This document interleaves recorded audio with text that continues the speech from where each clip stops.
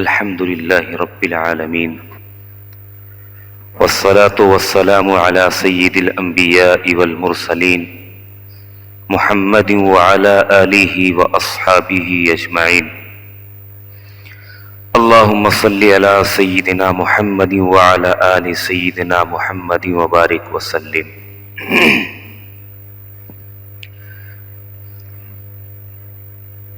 سیرت النبی صلی اللہ علیہ وسلم کا آج 5واں درس ہے. گزشتہ درس میں حضرت نبی اکرم صلی اللہ علیہ وسلم کی رضاعت، شق صدر، مہر نبوت کا تذکرہ ہوا تھا. جب نبی پاک صلی اللہ علیہ وسلم کی عمر مبارک 6 سال مکمل ہو گئی تو آپ اپنی والدہ ماجدہ کے ساتھ مدینے گئے. مدینے سے واپسی ہو رہی تھی تو مقام ابواں میں آپ کی والدہ حضرت آمنہ کا انتقال ہو جاتا ہے. ساتھ میں صرف حضرت ام ایمن تھی. وہیں پر تجہیز و تکفین ہوئی اور کس طرح ایک 6 سال کے معصوم بچے کو اس خاتون نے دلاسا دیا ہوگا، تصور نہیں کیا جا سکتا ہے. کیسا غم کا پہاڑ ٹوٹا تھا حضرت نبی پاک صلی اللہ علیہ وسلم پہ. سن 7 ہجری میں آپ صلی اللہ علیہ وسلم کا گزر مقام ابوا پر ہوا تو آپ صلی اللہ علیہ وسلم نے فرمایا کہ اللہ نے مجھے اپنے والدہ کی زیارت کی اجازت دی ہے. آپ تشریف لے گئے اور قبر کی مٹی کو آپ نے درست کیا اور بے اختیار آنکھوں سے آنسو نکل پڑے اور ایسی رقت طاری ہوئی کہ سارا مجمع رونے لگا. اور آپ نے فرمایا کہ مجھے اپنے ماں کی مامتا یاد آ گئی، مجھے اپنے ماں کی محبت یاد آ گئی. بہر کیف حضرت ام ایمن آپ صلی اللہ علیہ وسلم کو لے کر کے مکہ پہنچی. دادا عبد المطلب کے سپرد کیا. خواجہ عبد المطلب نے غائب درجہ شفقت اور محبت کے ساتھ اپنے اس پوتے کی تربیت اور پرورش کا اہتمام کیا اور اپنے بیٹوں سے بھی زیادہ محبت کیا کرتے تھے. حضرت عبد المطلب کے لیے خانہ کعبہ کے اندر، خانہ کعبہ کی دیوار کے پاس ایک فرش بچھایا جاتا تھا اور وہ اس پر تشریف رکھتے تھے. کسی کی ہمت نہیں ہوتی تھی کہ وہ اس پر قدم بھی رکھ سکے، لیکن جب آپ کا یہ لاڈلا پوتا آتا تو وہ اس کے اوپر جا کے بیٹھ جاتا. تو آپ کے بیٹے یعنی آپ صلی اللہ علیہ وسلم کے جو چچا وغیرہ تھے وہ آنکھوں سے دیکھ کر کے ان کو گویا کی تنبیہ کیا کرتے تھے کہ تم کیوں اس کے اوپر جا رہے ہو. تو حضرت عبد المطلب کہتے کہ خدا کی قسم چھوڑ دو میرے اس پوتے کو، اللہ کی قسم اس کی ایک عجیب شان ہونے والی ہے. اور آپ اس کو بڑی محبت کے ساتھ اور شفقت کے ساتھ آپ نے 2 سال تک ان کی پرورش کی ہے. اور 2 سال کے بعد دادا بھی چلے گئے. حضرت ام ایمن کہتی ہیں کہ جب دادا کا جنازہ اٹھا ہے تو آپ صلی اللہ علیہ وسلم پیچھے روتے ہوئے جا رہے ہیں، آنکھوں سے آنسو رواں ہے. آپ صلی اللہ علیہ وسلم نے 8 سال کی ابھی عمر مکمل کی تھی کہ دادا اس دنیا سے چلے گئے. ذرا تصور کیجئے کہ ایک بچہ جو ابھی دنیا کے اندر آیا نہیں، باپ کا سایہ سر سے اٹھ چکا. والدہ ابھی 6 سال کی عمر ہے کہ والدہ بھی چل بسی. دادا جو سب سے زیادہ مشفق ہو سکتا ہے اپنے پوتے کا، ابھی 8 سال کی عمر ہوئی ہے، وہ بھی چلے گئے. اللہ تبارک و تعالی نے انسانیت کو یہ پیغام دیا ہے کہ نبی جو ہوا کرتا ہے میں براہ راست اس کی تربیت کرتا ہوں. کوئی بعد میں یہ نہ کہے کہ اس کا جو اخلاق ہے، جو اس کا کردار ہے، وہ باپ کے اثر کی وجہ سے ہے، استاذ کی کرم فرمائی ہے یا خاندان کی مرہون منت ہے، کوئی یہ نہ کہے، بلکہ اللہ براہ راست نبی کی تربیت کرتا ہے۔ اسی لیے آپ نے فرمایا کہ اللہ تبارک و تعالی نے ادبنی ربی فاحسن تادیبی وعلمنی ربی فاحسن تعلیمی، کہ میرے رب نے میری تربیت کی ہے اور بہترین تربیت کی ہے، اور میرے رب نے مجھے علم سکھایا ہے اور بہترین علم سکھایا ہے۔ آپ نے کسی کے سامنے زانوے تلمس نہ طے کیا، آپ کسی کے سامنے ایک حرف بھی آپ نے نہیں پڑھا ہے، اسی لیے آپ کو امی کہا جاتا تھا، اور امی ہونا یہ آپ کے لیے فخر کی چیز ہے اور آپ کے لیے یہ کمال کی چیز ہے۔ لوگوں کے لیے امی ہونا تو عیب کی چیز ہے، لیکن آپ کے لیے امی ہونا یہ ایک کمال کی اور خوبی کی چیز ہے۔ بہرکیف دادا کا جب انتقال کا وقت ہوا تو انہوں نے اپنے بیٹے ابو طالب کو خاص طور سے وصیت فرمائی کہ میرے دنیا سے جانے کے بعد میرے اس پوتے کی تربیت پرورش کرنا اور اس کی ذمہ داری اور اس کی نگرانی تمہارے ذمے ہے، کیونکہ ابو طالب اور آپ صلی اللہ علیہ وسلم کے والد حضرت عبداللہ دونوں کی والدہ ایک تھی، فاطمہ بنت عمرو، اس لیے ابو طالب کو خاص طور سے اس کی تاکید کی گئی اور اس کی وصیت کی گئی۔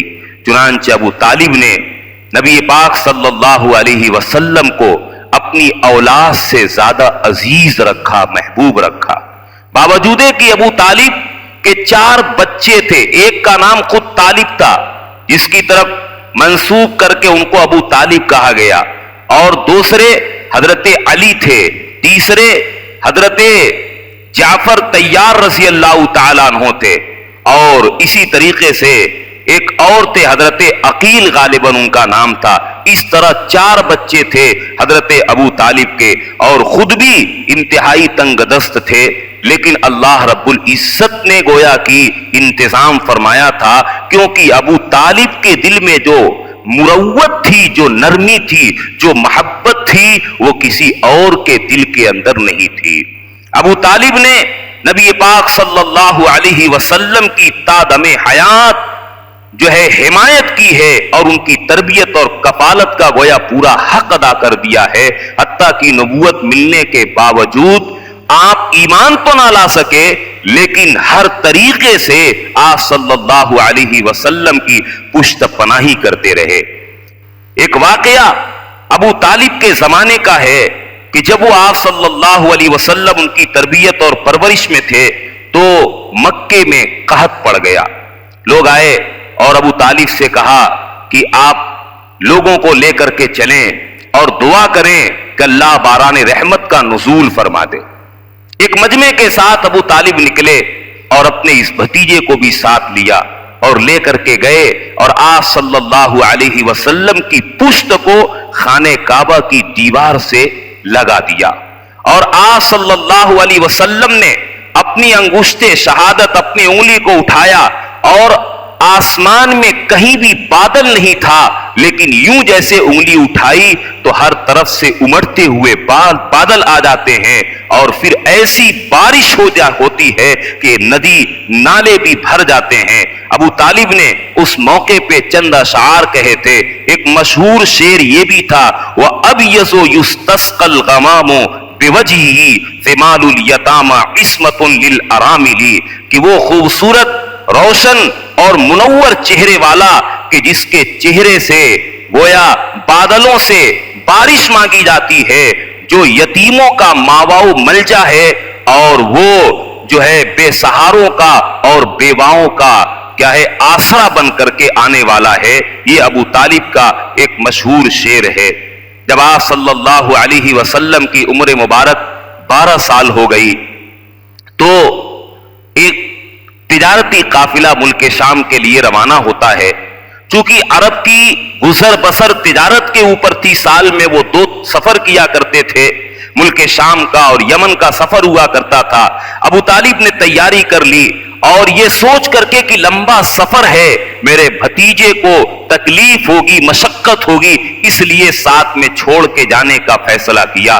لیکن جب جانے لگے تو آپ صلی اللہ علیہ وسلم کے چہرے پہ حزن و ملال کے جو آثار دیکھے تو دل جو ہے نرم ہو گیا، دل جو ہے پسج گیا، اور یہ فیصلہ کیا کہ ان کو اپنے ساتھ لے کر کے چلیں گے۔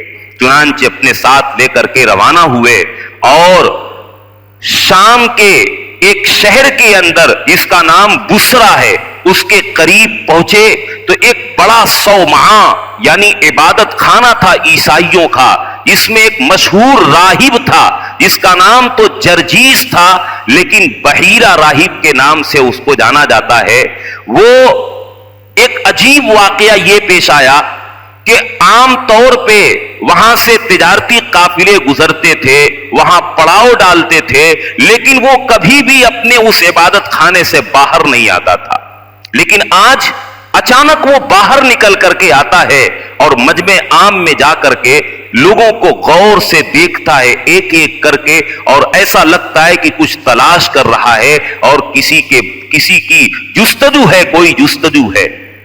جاتے جاتے نبی پاک صلی اللہ علیہ وسلم پر اس کی نظر پڑتی ہے تو ٹھٹک کے رہ جاتا ہے اور آپ صلی اللہ علیہ وسلم کا ہاتھ پکڑ کر کے کہتا ہے ہذا سید العالمین، ہذا رسول رب العالمین یبعثہ اللہ رحمت للعالمین، کہ یہی سردار ہیں جہانوں کے اور یہ اللہ کے رسول ہیں، اللہ انہیں رحمت للعالمین بنائے گا۔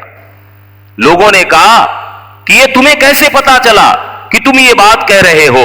تو بحیرہ نے کہا کہ جس وقت تمہارا قافلہ گھاٹی سے آگے بڑھ رہا تھا تو اس وقت کوئی شجر و حجر ایسا نہیں تھا جو سجدہ نہ کر رہا ہو، اور یہ بات صرف نبی کے ساتھ خاص ہے، کسی اور کے ساتھ خاص نہیں ہے، اور مزید یہ کہ مہر نبوت بھی اس کے دونوں شانوں کے درمیان موجود ہے جو ہماری آسمانی کتابوں کے اندر اس آخری نبی کی علامت بتائی گئی ہے۔ اور آپ صلی اللہ علیہ وسلم کی برکت سے بحیرہ راہب نے پورے قافلے کی دعوت کی، کھانے کا انتظام کیا۔ جب کھانا تیار ہوا تو قافلے والوں کو بلایا گیا تو آپ صلی اللہ علیہ وسلم اس میں نہیں تھے۔ پتا چلا کہ آپ اونٹ چرانے کے لیے گئے ہوئے ہیں، آدمی بھیج کر کے بلوایا گیا۔ جس وقت آپ صلی اللہ علیہ وسلم تشریف لا رہے تھے تو ایک بادل جو ہے بدلی ابر سایہ کیے ہوئے تھا، اور جب قریب آئے تو سارے لوگ درخت کے سائے میں جگہ لے کر کے بیٹھ گئے تھے۔ آپ کو جگہ نہیں ملی تو آپ ایک جانب ہو کر کے بیٹھ گئے تو اچانک ایک درخت جھک کر کے آپ کے اوپر سایہ فگن ہو جاتا ہے۔ تو بحیرہ نے کہا کہ دیکھو یہ کس طرح درخت جھک کر کے آپ کو سایہ دے رہا ہے۔ اس کے بعد دعوت کھلائی، اور دعوت کھلانے کے بعد بحیرہ نے کہا کہ ہماری آسمانی کتابوں کے اندر جس آخری نبی کی بشارت دی گئی ہے وہ ساری علامتیں اس کے اندر موجود ہے، اس لیے میں تمہیں قسم دے رہا ہوں کہ اس بچے کو آگے مت لے کر کے جاؤ، اسے واپس لے جاؤ، اس لیے کہ رومی یہودی اس کی تلاش کے اندر ہیں، اگر خدا نہ خواستہ وہ پا جائیں گے تو اس بچے کو قتل کر دیں گے۔ یکا یک بحیرہ کی نظر 7 لوگوں کے اوپر پڑی جو آ رہے تھے روم سے جن کا تعلق تھا۔ بحیرہ نے پوچھا ان لوگوں سے کہ تم کس ارادے سے نکلے ہو؟ انہوں نے کہا کہ ہماری آسمانی کتابوں میں لکھا ہوا ہے کہ جس آخری نبی کی آمد کا جو تذکرہ کیا گیا ہے یہ وہ سال چل رہا ہے، یہ مہینہ چل رہا ہے جس میں وہ اس علاقے سے سفر کرنے والا ہے۔ ہم اسی کی تلاش کے اندر نکلے ہوئے ہیں اور ہر طرف ہم نے اپنے آدمیوں کو پھیلا دیا ہے۔ بحیرہ نے ان لوگوں سے بڑی عجیب بات کہی، کہا کہ اچھا یہ بتاؤ کہ جس شے کا خدا وندے ذوالجلال نے ارادہ فرما لیا ہو کیا کوئی اس کو روک سکتا ہے؟ اللہ نے جس کا ارادہ کر لیا ہے کیا کوئی اس کو روک سکتا ہے؟ انہوں نے کہا کہ نہیں۔ اس کے بعد سمجھایا بحیرہ نے، ان کو بات سمجھ میں آ گئی، انہوں نے عہد و پیمان کیا کہ اب ہم ان کے در پہ نہیں ہوں گے، اور پھر وہ ساتوں بندے انہی بحیرہ کے پاس رہ جاتے ہیں، کیونکہ جس مقصد کے لیے نکلے تھے اب وہ مقصد نہیں رہا ان کا، وہیں پر وہ ٹھہر جاتے ہیں۔ اور پھر بحیرہ راہب نے قافلے والوں سے پوچھا کہ اس کا ولی کون ہے، اس کا سرپرست کون ہے؟ بتایا گیا کہ اس کے سرپرست حضرت ابو طالب ہیں۔ ابو طالب کو قسم دے کر کے کہا کہ اس کو واپس بھیج دیجئے۔ بعض روایتوں میں کہ انہوں نے کچھ لوگوں کو ساتھ میں لگایا اور یا خود جو ہے حضرت ابو طالب نبی پاک صلی اللہ علیہ وسلم کو واپس لے کر کے چلے آئے۔ آپ علیہ الصلوۃ والسلام اب عمر کے 15ویں سال کے اندر پہنچ جاتے ہیں، اور عرب کے اندر ایک خطرناک اور مشہور جنگ پیش آتی ہے جس کو حرب الفجار کہا جاتا ہے۔ چونکہ حرمت والے مہینے کے اندر وہ جنگ ہوئی تھی، اس لیے فجار گناہ سے جو مشتق ہے اس معنی میں یہ مشہور ہو گیا۔ حرب الفجار یعنی جنگ فجار جو ہے یہ قریش اور قبیلے قیس کے درمیان جنگ ہوئی تھی، جو کسی واقعے کے اوپر ہوئی تھی اور ایک شخص کا قتل ہوا تھا، یہی بنیاد تھی۔ اول تو قیس کے قبیلے کے لوگ غالب آئے، اور پھر دوبارہ جو ہے قریش کے لوگ غالب آ گئے، اور نتیجہ یہ ہوا کہ پھر آگے چل کر کے صلح ہوئی، اور صلح پر جنگ کا خاتمہ ہو گیا۔ 15 سال کی عمر ہے، سن قتال حدیث میں آتا ہے کہ لڑنے کی عمر آپ کی ہو گئی تھی، لیکن چونکہ آپ امن کے علم بردار تھے اور ساری انسانیت اور ساری دنیا میں امن و امان کا اور صلح و آشتی کا پیغام لے کر کے آئے تھے۔ نبوت کے پہلے بھی آپ نے یہ پیغام دیا اور نبوت کے بعد بھی آپ نے یہ پیغام دیا، اس لیے اس جنگ میں آپ صلی اللہ علیہ وسلم نے قتال نہیں کیا۔ اپنے چچا وغیرہ کے دباؤ کی وجہ سے آپ شریک تو ہوئے اس میں، اور تیرے بھی اٹھا کر کے دینے کا تذکرہ ہے، لیکن آپ نے بنفس نفیس جنگ نہیں کی اور قتال نہیں کیا۔ بعض لوگوں نے کہا کہ 20 سال عمر تھی، لیکن مشہور یہی ہے کہ اس وقت آپ علیہ الصلوۃ والسلام کی عمر مبارک 15 سال تھی۔ اس کے بعد آپ صلی اللہ علیہ وسلم عمر کے 20ویں سال کے اندر پہنچتے ہیں، اور جب آپ کی عمر مبارک 20 سال ہوئی تو مکے میں ایک واقعہ پیش آیا۔ ایک قبیلہ تھا، قبیلہ بنو زبید نام کا، وہاں کا ایک شخص تھا جو تجارت کے لیے مکے آیا تھا۔ عاص بن وائل نام کا ایک شخص تھا جس نے اس زبیدی سے اس کا سامان خریدا، اور سامان خریدنے کے بعد پیسہ نہیں دیا۔ یہ بار بار مطالبہ کرتا رہا، وہ ٹال مٹول کرتا رہا۔ نتیجہ یہ ہوا کہ وہ مجبور ہو کر کے لوگوں کے در در پہ جا کر کے اس نے دستک دی، لیکن کسی نے بھی اس کے اوپر ترس نہیں کھایا۔ آخرکار جبل ابو قبیس ایک پہاڑی ہے، اس پر کھڑے ہو کر کے اس زمانے کے اعتبار سے اس نے اپنا کپڑا پھاڑا اور لوگوں میں جو ہے اعلان کیا کہ لوگوں میں لٹ گیا، میں پٹ گیا، میرا مال بھی چلا گیا اور مجھے پیسے بھی نہیں دیے جا رہے ہیں، کوئی میری مدد نہیں کر رہا ہے۔ اس طریقے سے اس نے دہائی دی اور اپنے مظلومیت کی داستان بیان کی۔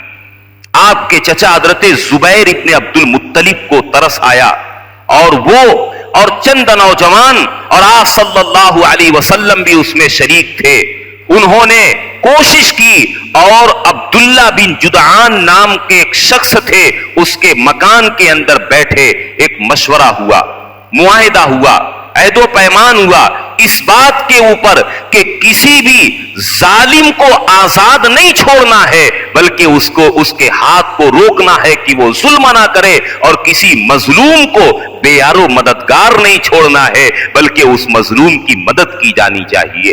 یہ عہد و پیمان ہوا کہ متحد ہو کر کے، چاہے وہ اپنا ہو یا غیر ہو، مظلوم اگر ہے تو اس کی مدد ہونی چاہیے، یہ عہد و پیمان ہوا۔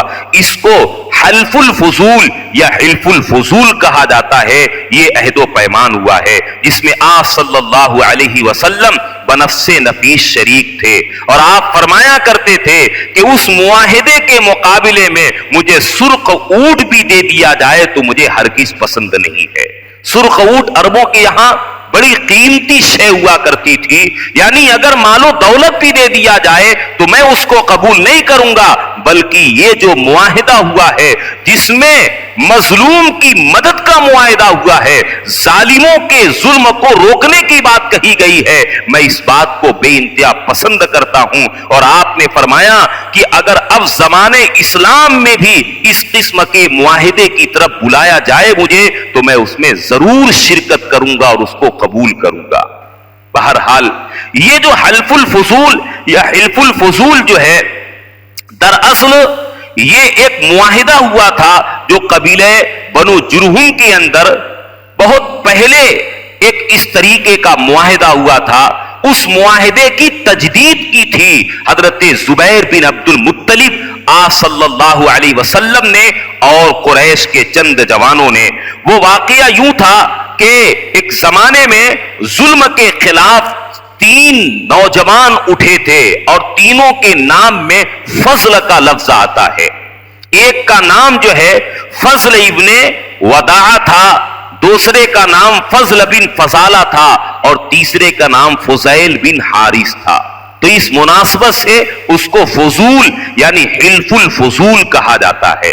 بہرکیف آپ علیہ الصلوۃ والسلام اب عمر کے اس مرحلے کے اندر پہنچ چکے ہیں کہ بالکل جوانی کے امنگیں ہیں، جوش اور طاقت و قوت اب گویا آپ کے اندر بھرپور پایا جاتا ہے۔ اور وہ معاشرہ، عرب کا معاشرہ کہ جس کی عکاسی کرتے ہوئے قرآن نے صرف ایک لفظ جو بیان کیا ہے اس سے پورے حالات کا اندازہ لگایا جا سکتا ہے کہ فرمایا وَكُنْتُمْ عَلَى شَفَا حُفْرَةٍ مِّنَ النَّارِ، کہ لوگوں نے، انسانوں نے وہ سب کچھ کر رکھا تھا جو انسانیت کو شرمناک کرنے والا اور شرمسار کرنے والا تھا، کہ گویا کہ اپنے بدعمالی کی وجہ سے وہ جہنم کے گڈھے پہ پہنچ چکے تھے۔ یہ صورتحال تھی۔ ایسے ماحول کے اندر جہاں گناہ کرنا، شراب پینا، زنا کرنا، لوگوں کی عزت اور عصمت کو تار تار کرنا یہ کوئی بہت بڑی چیز نہیں تھی۔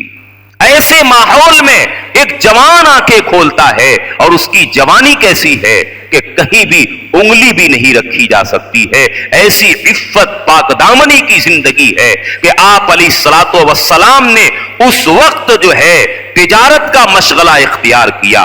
آپ نے تجارت بھی کی ہے اور اس شان کے ساتھ کہ پوری قوم عرب کی آپ کے بارے میں متفق تھی اس بات کے اوپر کہ آپ جیسا بامروت خلیق، آپ جیسا بردبار حلیم، سچا امانت دار اور ہر قسم کے عیب برائی سے دور رہنے والا پورے عرب کے اندر کوئی نہیں تھا، پورے عرب کے اندر کوئی نہیں تھا۔ اور آپ کی امانت و صداقت کا حال یہ تھا کہ آپ کو لقب دیا گیا امین کا، امین کا لقب دیا گیا، آپ کو صادق کہا جاتا تھا، صادق اور امین آپ کا لقب پڑ گیا۔ آپ صلی اللہ علیہ وسلم کی جو ہے امانت و دیانت کا عالم کیا تھا؟ عبداللہ بن ابی الحمصہ رضی اللہ تعالیٰ عنہ بیان کرتے ہیں کہ بعثت کے پہلے میں نبی پاک صلی اللہ علیہ وسلم کے ساتھ تجارت کیا کرتا تھا، آپ کا شریک تھا تجارت کے اندر۔ ایک معاملے کے اندر مجھے کچھ دینا تھا، ایک مقام پہ میں نے کہا کہ آپ یہاں ٹھہرے رہیں، میں ابھی باقی پیسہ گھر سے لا کر کے دیتا ہوں۔ عبداللہ ابن ابی الحمصہ کہتے ہیں کہ میں گھر گیا اور بھول گیا کہ میں وعدہ کر کے آیا ہوں، اور 3 دن گزر گئے۔ 3 دن کے بعد جب مجھے یاد آیا، اچانک میں دوڑا بھاگا گیا تو دیکھا کہ آپ صلی اللہ علیہ وسلم اسی مقام پر کھڑے ہیں اور کوئی غصہ نہیں، کوئی ناراضگی نہیں، کوئی گالی نہیں۔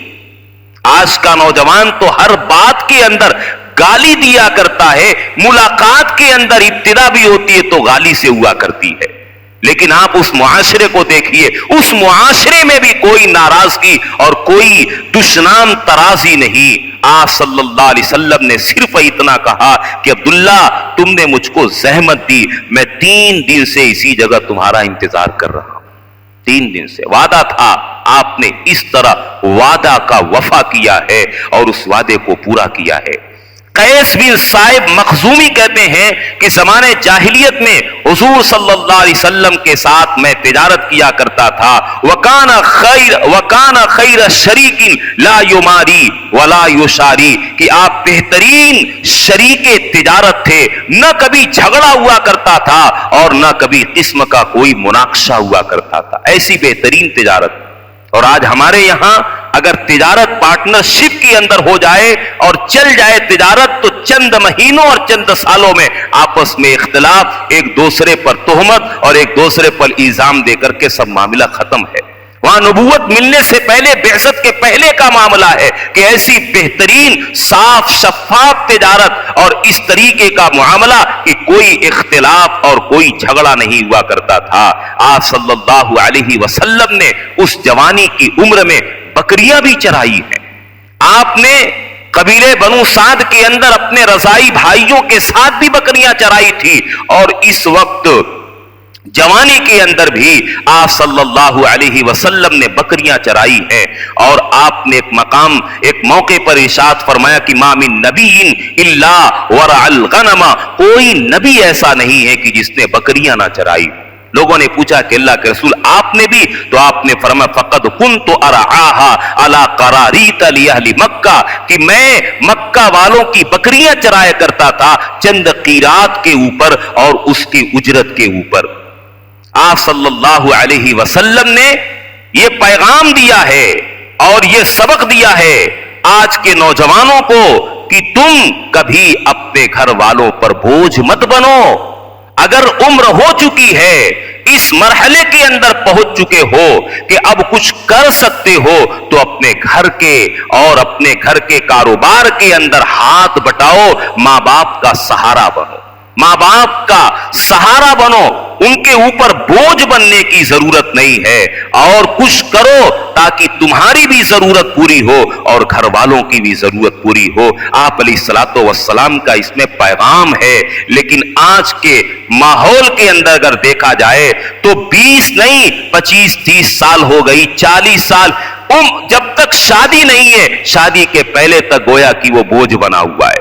اور اگر بیٹے کو کاروبار مل گیا اور اگر وہ کام کر رہا ہے تو پھر صورتحال یہ ہے کہ باپ کو سائٹ لگا دیا جاتا ہے کہ اب سارا پیسہ اس کا ہو گیا۔ اب باپ بھی گویا کہ اپنی ضروریات کے لیے، دواؤں کے لیے محتاج بنا ہوا ہے کہ وہ اپنے بیٹے سے مطالبہ کرے۔ بہرحال آپ علیہ الصلوۃ والسلام کی جو زندگی ہے اور آپ صلی اللہ علیہ وسلم کی جو خاص طور سے جوانی کی زندگی ہے، اس میں یہ چند پیغام جوانوں کے لیے خاص طور سے ہے کہ اپنے گھر کے کاروبار میں ہاتھ بٹانا، والدین کا سہارا بننا، کسی پر بوجھ نہ بننا، اور سب سے بڑی چیز یہ ہے کہ ایسے گندے ماحول کے اندر بھی پاک دامنی، عفت اور صداقت اور امانت کی زندگی گزارنا کہ لوگوں کے لیے وہ قابل نمونہ ہے۔ اور اسی بنیاد پہ مکے کی سب سے مالدار خاتون حضرت خدیجہ بنت